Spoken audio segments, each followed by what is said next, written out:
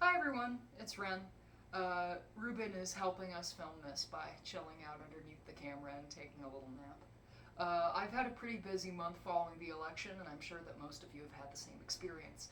Uh, on election night, it became clear after about 10 o'clock Pacific time, maybe like 12 a.m. at the latest, that Harris was going to lose. But now that all of the votes have been counted, turns out she lost by 2.6 million votes.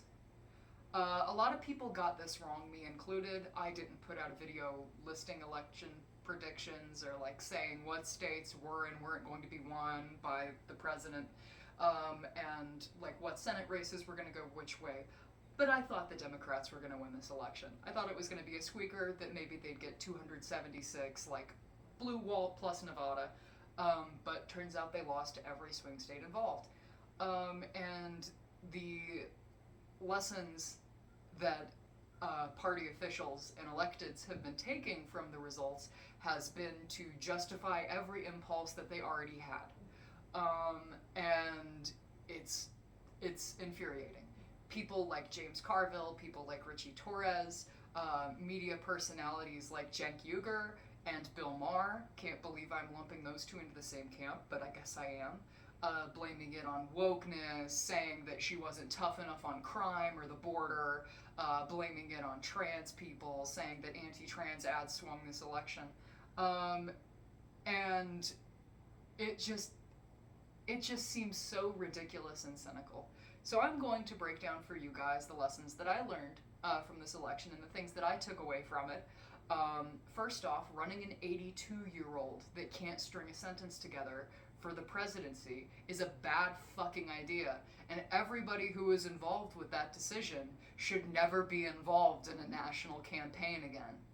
I think that's a pretty solid lesson you can take away. Second, don't commit fucking genocide in an election year. Don't don't throw young people under the bus and enable police and the state apparatus to throw people in jail for exercising their right to protest. That's another fucking lesson. Another lesson, don't abandon working class people. And like try to strike a moderate tone on policy when voters have already made up their mind and it is a turnout election, not a hearts and minds election. Um, and very quickly, I want to like address specifically the trans element of this. There are a lot of people that are saying a Trump ad that was phrased Kamala Harris is for they them, not for you.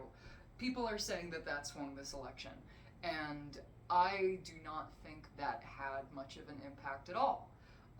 When you look at the results of the election for Democrats, it's that Harris got 7 million fewer votes than Biden, give or take.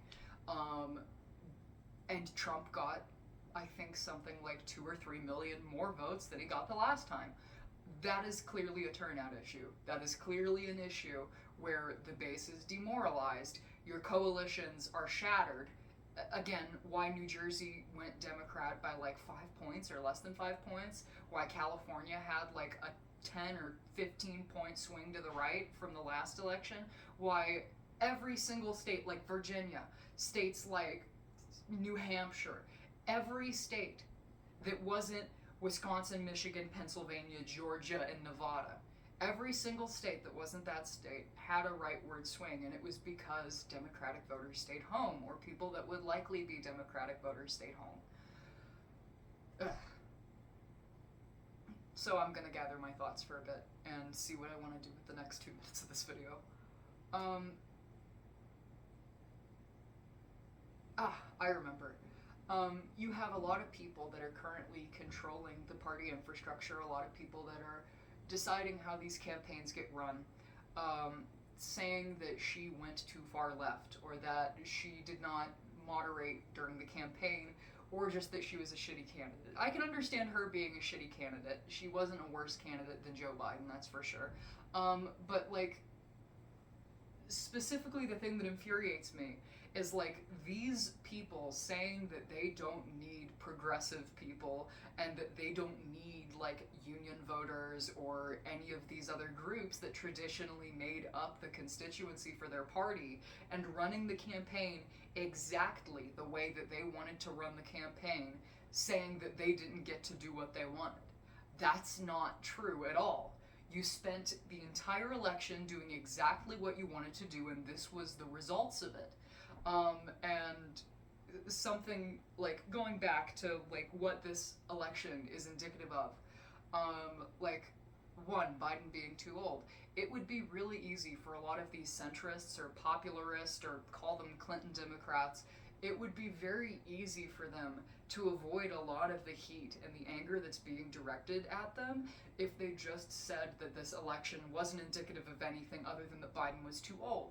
But the problem is that a lot of these people who have the worst political instincts, the people who ran this campaign into the ground and are the reason that a Democrat lost the popular vote by almost 3 million votes, these people are the same people that were pushing for Biden to stay in the race and saying that, like, oh, Alan Lichtman's 13 keys say that incumbency is a key factor. If you have Biden out, like, he won't be, like, there won't be an incumbent and we'll lose the election. Like,